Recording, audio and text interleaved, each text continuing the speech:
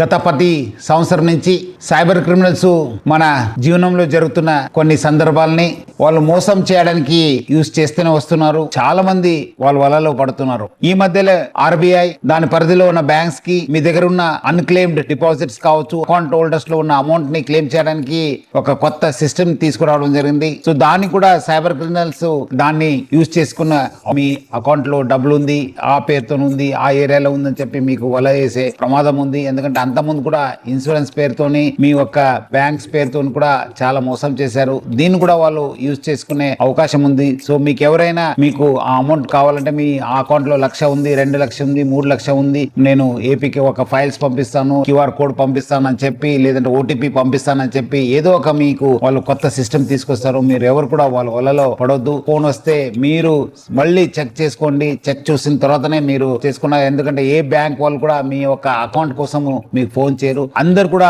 జాగ్రత్త ఉండాలని చెప్పి కోరుతున్నాను. మీ యొక్క భద్రత మా ఒక బాధ్యత. సో ఒక మంచి సురక్షిత హైదరాబాద్ చేయడానికి ఈ యొక్క జాగ్రత్త హైదరాబాద్ కింద ప్రజలందరూ కూడా నేను అలర్ట్ చేస్తున్నాను.